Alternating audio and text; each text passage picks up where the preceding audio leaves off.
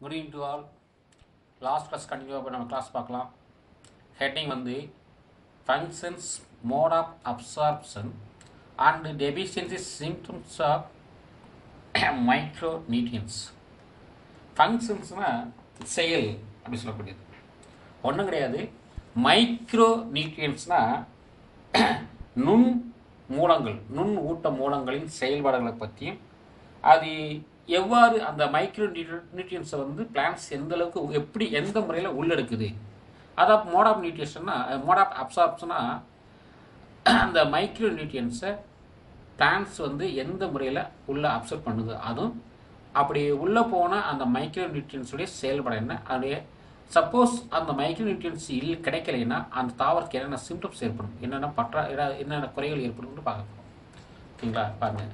Micro nutrients even the required trace amount are essential for the metabolism of plants. இந்த நுண் ஊட்ட பார்த்தீங்கன்னா என்ன சொல்லணும் பார்த்தீங்கன்னா மைக்ரோ நியூட்ரியன்ஸ்னால் நுண் ஊட்டங்கள்னு சொல்லக்கூடியது. இது என்ன பார்த்தீங்கன்னா குறைந்த அளவில், இது வந்து ஒவ்வொரு தாவரத்துக்கும் குறைவான அளவு தான் தேவைப்படுது. ஈவன் த்ரோ ரிக்யூர்டு ட்ரேஸ் அமௌண்ட்னா குறைவான அளவு தான் தேவைப்படுது. ஆனால் குறைவான அளவு தேவைப்பட்டாலும் அது எதுக்கு பயன்படுதுன்னு பார்த்தீங்கன்னா வளர்சிதை மாற்றத்துக்கு தேவைப்படுது. அப்போ அதான் சொல்கிறாங்க, micro nutrients even though required trace amount are essential for the metabolism of plants. ஒரு தாவரத்தின் வளர்சிதை மாற்றத்திற்கு நுண்ணூட்டங்கள் வந்து குறைவான அளவு தேவைப்படுது. They play key role of many plants. Many பிளான்ட்ஸ்னால் இவை பல்வேறு தாவரங்களில் வந்து முக்கிய செயல்களில் இது பங்கெடுக்குது. எது? அந்த மைக்ரோ நியூட்ரியன்ஸ். அடுத்தவங்க example, boron is essential for translocation of sugar. அப்போ அந்த போரான் சொல்லக்கூடிய ஒரு மைக்ரோ நியூட்ரியன்ஸ் என்ன பண்ணுதுன்னு பார்த்தீங்கன்னா சுகரை வந்து டிரான்ஸ்லொகேட் பண்ண பயன்படுது. ஒவ்வொரு தாவரங்களையும் சுகர்னு சொல்லக்கூடிய ஒரு சப்ஸ்டன்ஸை ஒரு இடத்துலேருந்து இன்னொரு இடத்துக்கு டிரான்ஸ்போர்ட் பண்ணோம்னா அதுக்கு மைக்ரோ நியூட்ரியன்ஸ் சொல்லக்கூடிய போரான் தேவைப்படுது. அதே மாதிரி molecule is involve in nitrogen metabolism. Nitrogen மெட்டபாலிசத்தில் இந்த மாலிக்யூலும் பயன்படு சொல்கிறாங்க. And zinc is needed for the biosynthesis of auxin. Biosynthesis சொல்லக்கூடியது அப்படின்னா என்ன சொல்லணும்னு பார்த்தீங்கன்னா அதாவது ஆக்சினை உருவாக்குவதற்கு பயன்படுது. அதாவது ஆக்சிஜன் உருவாக்குறதுக்கு பயன்படுது. Here we will study about the role micronutrients. இதை பற்றி நம்ம படிக்க போகிறோம். அண்ட் their function, அதனுடைய செயல்பாடை படிக்க போகிறோம். their mode of absorptionனா அது எந்த மெத்தடில் உள்ளெடுக்குது ஒவ்வொரு பிளான்ட்ஸும் பற்றி படிக்க போகிறோம். Deficient symptoms and deficient disease. Suppose micro nutrients கிடைக்கலைன்னா ஒரு பிளான்ட்ஸ்க்கு என்னென்ன சிம்டம்ஸ் ஏற்படும், அது என்னென்ன டிசீஸ் ஏற்படுத்தும் என்று பார்க்க போகிறோம். ஓகேங்களா, நம்ம ஃபஸ்ட்டு பார்க்கக்கூடியது வந்து அயன் சொல்லக்கூடியது இரும்பு. Iron is required lesser than macronutrient and larger than micronutrients. என்ன சொல்லணும் பார்த்தீங்கன்னா பெருமூலங்களை விட குறைவாகவும் நுண்மூலங்களை விட அதிகமாகும். என்ன சொல்லலாம்னு பார்த்தீங்கன்னா அயன் வந்து ஒரு பிளான்ட்ஸுக்கு தேவை, ஆனால் பெருமூலங்களை விட குறைவாக தேவைப்படும். மற்ற நுண்மூலங்களை விட அந்த அயன் தான் அதிகமாக பிளான்ட்ஸுக்கு தேவைன்னு சொல்கிறாங்க. அதுதான் சொல்கிறாங்க iron is required lesser then macro nutrients. பெருமூலங்களோட குறைவு, ஆனால் அதே நேரத்தில் larger than the micro nutrients. Micro நியூட்ரியன்ஸ்னால் சிறு மூலங்களோட அதிகமாக தேவைப்படுது. Hence it can be placed in one of the groups. Any one of the குரூப்ஸ்னால் இவை வந்து இரண்டில் ஏதேனும் ஒரு பிரிவில் வைத்து வைக்க முடியும். ஏதாவது மேக்ரோன்னு வச்சுக்கலாம், இல்லைன்னா மைக்ரோன்னு வச்சுக்கலாம். ஏதாவது ஒரு பிரிவில் வைத்து இது சொல்கிறாங்க, வைக்கப்படுகிறது.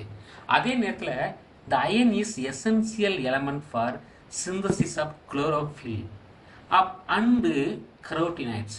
அப்போ இந்த அயனுடைய முக்கியமான ஒர்க் என்னன்னு பார்த்தீங்கன்னா குளோரோஃபிலை உருவாக்கவும் கரோட்டினாய்டை உருவாக்கவும் உதவுன்னு சொல்கிறாங்க. இது ஒரு மட்டும் கேட்கலாம்.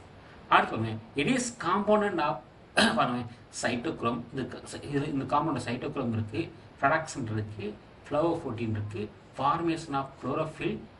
அதே மாதிரி 4π3 ஆக்டிவேஷன், கேட்டலிசிஸ், அதே மாதிரி ஃபெராக்சேஸ் என்சைம்ஸ், இதெல்லாம் வந்து சேர்ந்தது தான் அந்த அயன். அப்போ அயனுடைய காம்போனன்ட் என்னன்னு பார்த்தீங்கன்னா cytochrome, ferredoxin, flavoprotein formation of chlorophyll, அதாவது formation of chlorophyll, pyrethrin, activation of catalase, peroxide enzymes அப்படி சொல்கிறாங்க. இதெல்லாம் சொன்னது. அப்போ it is observed as ferrous. இது எப்படி உள்ள எடுக்கப்படுதுன்னா ஃபெரஸ்ன்னு சொல்லக்கூடிய ஃபெராஸ் சொல்லக்கூடியது அடிக்கிறது அது. And ferric ions absorption Fe+2 ions are comparatively more than Fe+ ions mostly fruit trees and sensitive to iron. Mostly fruit ட்ரீஸ்னா இது வந்து கணிதர் மரங்களில் இரும்புச்சத்து குறைபாட்டுன்னு அதிகம். இப்போ அதிகமாக ஃப்ரூட்ஸ் தரக்கூடிய மரங்களில் இந்த அயன் குறைவாக இருந்துச்சுன்னா அது பாதிக்கப்படும் சொல்கிறாங்க. இதோடைய டெஃபிஷியன்சி என்னன்னு பார்த்தீங்கன்னா பாருங்க, இன்டர்வீனியல் குளோரோசிஸ். இன்டர்வீனியல்னா மைய நரம்பு. அதாவது நரம்பு பார்த்திங்கன்னா ஒரு இலையில் வந்து மையத்தில் ஒரு நரம்பு இருக்கும். அந்த நரம்பில் வந்து பச்சை சுவையில் ஏற்படுத்தும்ன்றாங்க. அதேமாதிரி ஷார்ட் அண்டு ஸ்லெண்டர் ஸ்டாக்னா அந்த இலைக்காம்பாக இருக்கட்டும் இல்லைன்னா காம்புகள் வந்து குட்டையாக மெலிந்து காணப்படும் அப்படி சொல்கிறாங்க. அடுத்து inhibition of chlorophyll formation. Inhibition of chlorophyll ஃபார்மேஷன்னா அதாவது பச்சையும் உருவாக தடை செய்யுது. அப்போ அயன் இல்லைன்னா அங்கே பச்சை ஒரு பிளான்ஸில் உருவாக சொல்கிறாங்க. அடுத்து நம்ம பார்க்கக்கூடியது வந்து பார்த்திங்கன்னா மேங்கனீஸ் சொல்லக்கூடியது. மேங்கனீஸ்ன்னு சொல்லக்கூடியது எம்என்னு சொல்லலாம். பார்த்தீங்களே பாருங்க, இந்த ஆக்டிவேட்டர் ஆஃப் இதனுடைய ஆக்டிவேட்டர் என்னன்னு பார்த்தீங்கன்னா ஆக்சிடேஸ், டிஹைட்ரோஜினேஸ் அண்டு கைனேஸ். இதெல்லாம் பார்த்தீங்கன்னா இந்த என்சைம்லாம் இதை ஆக்டிவேட் பண்ணக்கூடியது மேங்கனீஸ் தான். இப்போ மேங்கனீஸ் என்ன பண்ணுதுன்னு பார்த்தீங்கன்னா ஆக்டிவேட்டர் ஆஃப் கார்பாக்சிலேஸ் என்சைம். இந்த என்சைமை ஆக்டிவேட் பண்ணுது, ஆக்சிடேஸ் என்சைமை ஆக்டிவேட் பண்ணுது, dehydrogenase and kinase. Involve in splitting water lipid oxygen. அதே நேரத்தில் வாட்டர் மாலிகுல் வந்து ஸ்ப்ளிட் பண்ணி ஆக்சிஜன் தனியாக, ஹைட்ரஜன் அதாவது அயன் தனியாக ஒவ்வொன்றும் தனித்தனி பிரிக்குது. அப்படி அதுக்கு இது பயன்படுது, மேங்கனீஸ் பயன்படுது. இட் அப்சர்வ் மேங்கனீஸ் இதை எப்படி அப்சர்வ் பண்ணா பிளான்ஸ் வந்து மேங்கனீஸ் அப்சர்வ் பண்ணுன்னு சொல்கிறாங்க. இதோட டெஃபிஷியன்சி என்னன்னு பார்த்தீங்கன்னா இன்டர்வீனியல் குளோரோசிஸ், அதாவது பச்சை சுவாசம் ஏற்படுது. Grey spot and oats leaves பாருங்க. அந்த ஓட்ஸ் லீவ்ஸ் வந்து கிரே கலரில் புள்ளியாக ஏற்படும் அப்படி சொல்கிறாங்க. அண்டு ஃபூவர் ரூட் சிஸ்டம்னா ரூட் வளர்ச்சிக்கு இது தேவைப்படுது. சப்போஸ் மேங்கனீஸ் இல்லைன்னா ரூட் வளர்ச்சி வந்து வளர்ச்சி அடையாதுன்னு சொல்கிறாங்க, வளர்ச்சி அடையாது தடைபடுன்றாங்க. நெக்ஸ்ட்டு வந்து நம்ம பார்க்கக்கூடியது வந்து காப்பர். நெக்ஸ்ட்டு காப்பர்னா என்னென்னு பார்த்தீங்கன்னா தாமிரம். காப்பர்னானது தாமிரம்னு சொல்லக்கூடியது. ஓகேங்களா வாங்க. அடுத்து பார்த்தீங்கன்னா காப்பரை வந்து சியுன்னு அழைக்கப்படுது, அது குறியீடு. அதேமாதிரி கான்ஸ்டிடியூட் ஆஃப் பாருங்க பிளாஸ்டோசைனின் பாருங்க, constituent of plastocyanin, component of phenolase, tyrosinase enzymes involve in the redox reactions. இந்த ரியாக்ஷன்லாம் ஏற்படுவதற்கு இது பயன்படும் சொல்கிறாங்க. கார்பன் வந்து தாமிரை வந்து பார்த்தீங்கன்னா பிளாட்டோசைனின் புரதத்தினை அமைக்க உதவுன்னு சொல்கிறாங்க. கான்செப்ட் ஆஃப் புரோட்டீன், அதாவது பிளாஸ்டோசைன் சொல்லக்கூடிய ஒரு புரதத்தின் அமைப்பை உருவாக்கி இது பயன்படுன்னு சொல்கிறாங்க. அதே நேரத்தில் ஃபீனாலேஸ் மற்றும் டைரோசினஸ் நொதி அமைப்பு கூறாகவும் உள்ளது. இந்த ரெண்டு நொதி என்ன நொதின்னு பார்த்தீங்கன்னா ஃபீனோலேஸ் ட்ரையோசினேஷன்றதுல அந்த ரெண்டு நொதியின் அமைப்பு கூறாக அந்த காப்பர் உள்ளதுன்னு சொல்கிறாங்க. அதுக்கடுத்து எதாவது இன்வால்வ் பார்த்தீங்கன்னா சைட்டோக்ரோம் வந்து ஆக்சிடேஸ் ஆகிட்டு பகுதிக்கூறாக உள்ளது. சைட்டோக்ரோம் அந்த ஆக்சிடேஸ் ஆகுங்களோ அதுக்கு பகுதிக்கூறாகவும் இது உள்ளதுன்னு சொல்கிறாங்க. நெக்ஸ்ட்டு வந்து பார்த்தீங்கன்னா அஸ்கார்பிக் அமில உற்பத்தி பண்ண அதாவது கார்போஹைட்ரேட் அண்டு நைட்ரோஜினஸ் இங்கே சொல்கிறாங்க சிந்தசிஸ் ஆஃப் அஸ்கார்பிக் ஆசிடை உற்பத்தி பண்ண இது காப்பர் பயன்படுது. அதேமாரி maintains carbohydrate and nitrogen balance. Maintains carbohydrate பண்ணால் கார்போஹைட்ரேட்டையும் நைட்ரஜனும் சமநிலையாக வைக்கிறதுக்கு இது பயன்படுது.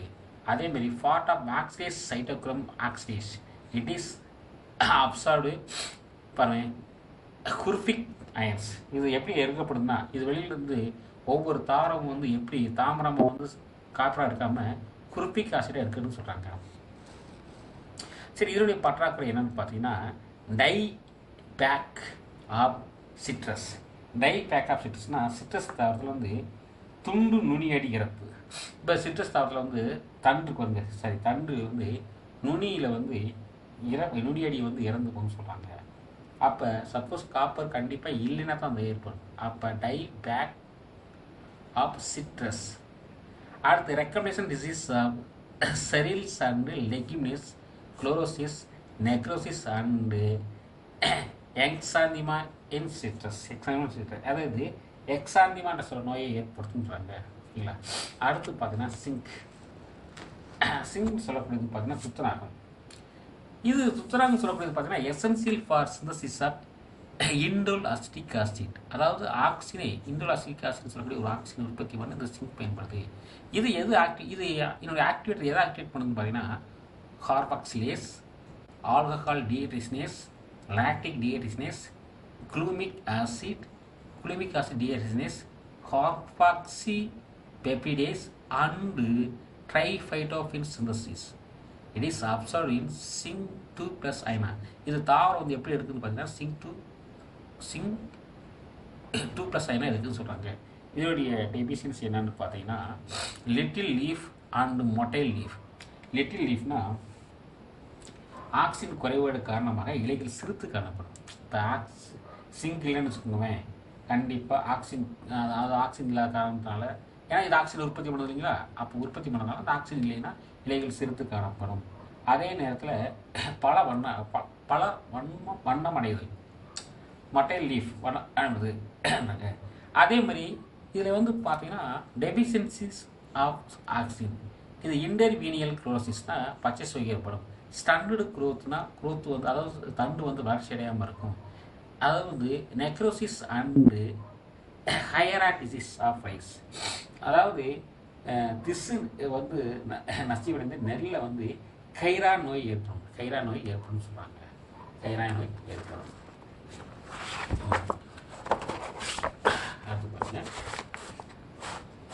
அடுத்து பார்த்தீங்கன்னா போரான். அடுத்து நான் பார்க்கக்கூடியது வந்து போரான் பார்க்க போகிறோம். போரான் சொல்லக்கூடியது வந்து பார்த்தீங்கன்னா இது வந்து டிரான்ஸ்லொகேஷன் ஆஃப் கார்போஹைட்ரேட்ஸ். தாவரங்கள் இருக்கக்கூடிய கார்போஹைட்ரேட் வந்து ஒரு இடத்துல இன்னொரு டிரான்ஸ்லொகேட் பண்ணுவதற்கு இது பயன்படுது. அதே மாதிரி uptake and utilization of CA++. CA++னா இது வந்து பார்த்தீங்கன்னா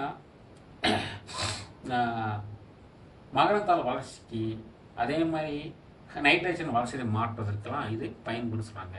அப்போ நைட்ரஜன் மெட்டாபாலிசம்னா நைட்ரஜன் வளர்ச்சிதை மாற்றம், ஃபேட் மெட்டாபாலிசம்னா அதாவது கொழுப்பு வளர்ச்சிதை மாற்றம்.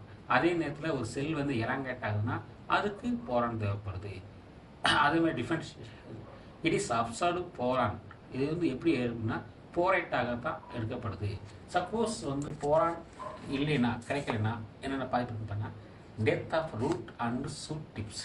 அதாவது வேறு நுனியும் தண்டு நுனியும் இறந்து போகும். ஒரு தாவரத்துக்கு வந்து போரான் கிடைக்கலைன்னா வேறு நுனி தண்டு நுனி இறந்துன்னு சொல்கிறாங்க. அடுத்து premature fall of flowers and fruits. ஃபெர்மெச்சூர்னா ஃப்ரீ மெச்சூர்னா அதாவது பழங்களும் அதே நேரத்தில் பழங்களாக இருக்கட்டும் ஃப்ரூட்ஸாக இருக்கட்டும் அது மெச்சூர் ஆகிறதுக்கு முன்னாலே உந்துரும் சொல்கிறாங்க. அதேமாரி போரான் வந்து ஹார்ட் ஆஃப் பீட்ரூட்னா போரான் வந்து பீட்ரூட்டில் வந்து பழுப்பு மைய கருகல் நோயை ஏற்படுத்துன்னு சொல்கிறாங்க. அதே மாதிரி இன்டர்னல் கார்க் ஆஃப் ஆப்பிள்.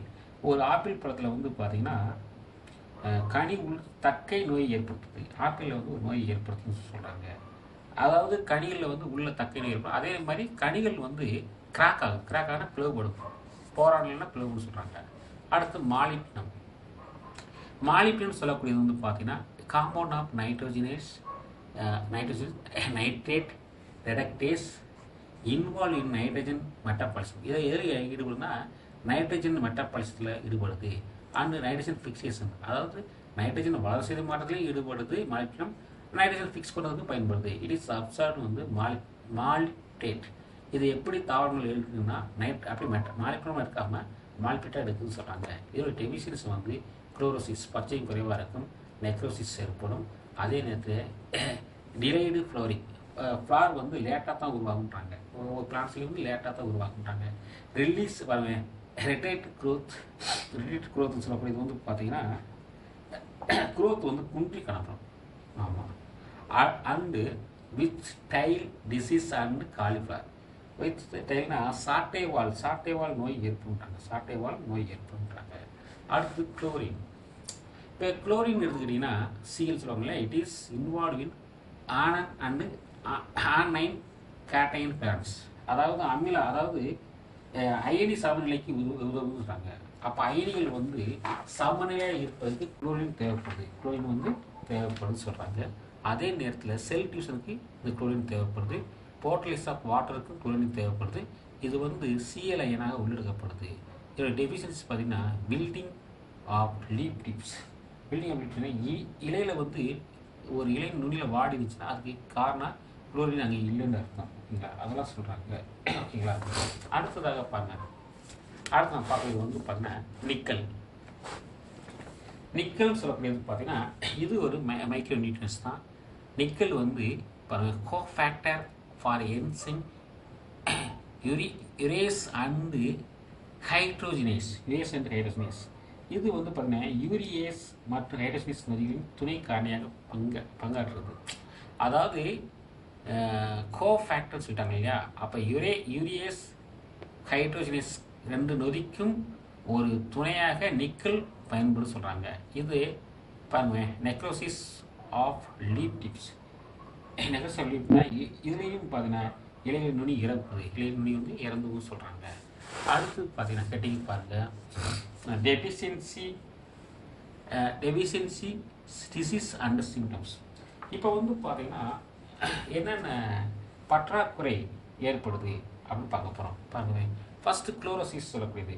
குளோரோசிஸ்னால் பச்சை, அதாவது ஒரு தாவரத்தில் வந்து குளோரோசிஸ் ஏற்படுதுன்னா, பச்சை சோகை ஏற்படுதுன்னா அது காரணம் என்னென்னு பார்த்தீங்கன்னா nitrogen, potassium, magnesium, sulphur, iron, manganese, zinc and mark இதெல்லாம் இல்லைன்னா அது ஏற்படும்.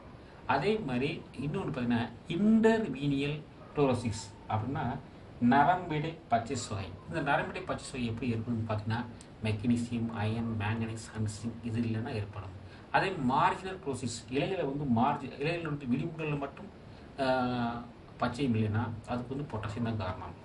அடுத்து பாருங்கள், நெக்ரோசிஸ் சொல்லக்கூடியது பார்த்தீங்கன்னா திசு கசிவுன்னு பேர். ஏன்னா திசு கசிவுன்னு சொல்லலாம், அல்லது திசு இறந்தது. இது திசு வந்து ஒரு தாவரத்தில் இறந்ததுன்னா அது காரணம் என்னன்னா இவையெல்லாம் இல்லைன்னு அர்த்தம். எது மெக்னீசியம் இல்லை, பொட்டாசியம் இல்லை, கால்சியம் இல்லை, சிங்க் இல்லை, காப்பர் இதெல்லாம் இல்லைன்னு அர்த்தம். அதேமாதிரி ஸ்டண்டர்டு குரோத்னா அப்போ வந்து குன்றிய வளர்ச்சி. ஒரு தாவரம் வந்து நல்லா வளராமல் குன்றி காணப்படணும். அதுக்கு ஏன் குன்றி காணப்படணும்? அதில் வந்து அந்த தாவரத்துக்கு கிடைக்கக்கூடிய நைட்ரஜன் கிடைக்கல, பாஸ்பரஸ் கிடைக்கல, கால்சியம் கிடைக்கல, பொட்டாசியம் அண்ட் சல்ஃபர் கிடைக்கல அர்த்தம். அதே மாதிரி ஆந்தோசைனின் ஃபார்மேஷன், ஆந்தோசைன் உருவாக்கம். ஏன் ஆந்தோசைன் உருவாக்கம் ஏற்படுதுன்னு பார்த்தீங்கன்னா அங்கே கிடைக்கக்கூடிய நைட்ரஜனாக இருக்கட்டும், nitrogen, phosphorus, magnesium and sulphur இதெல்லாம் இல்லைன்னு அர்த்தம். அதே மாதிரி டிலைடு ஃப்ளாரிங். இப்போ காலம் தாழ்த்தி ஒரு ஃப்ளார் இது உருவாகுது அப்படின்னா ஃப்ளார் உருவாக காலம் ரொம்ப நாட்கள் இருக்குது, இல்லை தாமதமாகுதுன்னா அதுக்கு காரணம் வந்து நைட்ரஜன், சல்ஃபர் மட்டும் இல்லைன்னு அர்த்தம். அதேமாதிரி dieback of shoot, recognition of disease, exanthema of citrus. இதுக்கு என்ன சொல்லணும்னு பார்த்தீங்கன்னா தண்டின் அடிநுனி இறக்குறது, நுனி உதிர்தல். இப்போ சில தாவரங்களில் பார்த்தீங்கன்னா தன்னோட அடிப்பகுதி வந்து சீக்கிரமாக இறந்துடும், இல்லைன்னா நுனி உழுந்துடும். அதுக்கெல்லாம் காரணம் என்ன? காப்பர் இல்லைன்னு அர்த்தம். அதே மாதிரி கூக்குடு, அதாவது கூக்குடு லீப் டிப்னா இலையின் நுனி பகுதி அப்படி சுருங்கி கொக்கி மாதிரி காணப்படுச்சுன்னா அதுக்கு காரணம் வந்து கால்சியம் இல்லைன்னு அர்த்தம். லிட்டில் லீஃப், இலை வந்து சிறுத்து காணப்பட்டால் அதுக்கு சிங்க் இல்லைன்னு அர்த்தம். Brown heart of beetroot, internal ஹாக் ஆஃப் ஆப்பிள். அதாவது என்ன சொன்னா பீட்ரூட்டில் பழுப்பு மைய கருகள். பீட்ரூட்டை கட் பண்ணி பார்த்தீங்கன்னா உள்ளே வந்து பழுப்புல மையத்தில் கறி காணப்படும். அதே மாதிரி ஆப்பிளில் வந்து உள்ளே பார்த்தீங்கன்னா திசுகளை இறந்து சக்கை போட்டு காணப்படும். அதுக்கான போராடல் அர்த்தம். அதேமாரி whiptail of cauliflower and cabbage. இப்போ காலிஃப்ளவர்லையும் சரி, முட்டைக்கோசையும் சரி, சாட்டைவால் ஒரு நோய் ஏற்படும். அதுக்கு காரணம் மாலிப்டின் பற்றாக்குறையினால. அதே மாதிரி ஹொர்ல்டு லீப் மார்ஜின் அப்படின்னா இலை நுனி வந்து சுருண்டு வளையுது. இலை நுனி வந்து பார்த்தீங்கன்னா சுருண்டு வளைஞ்சு காணப்படும். அதுக்கு காரணம் வந்து காரணம்னா பொட்டாசியம் அது இல்லைன்னு அர்த்தம். பொட்டாசியம் இருந்தால் அந்த மாதிரி ஏற்படாது. சரிங்களா? இதெல்லாம் வந்து பார்த்தீங்கன்னா 1 மார்க்லையும் கேட்கலாம், ஒரு 3 மார்க்கில் கேட்கலாம். அதனால் இந்த இது டேப்லெட் காலத்துக்கு படிச்சுக்கணும். Okay sir, thank you.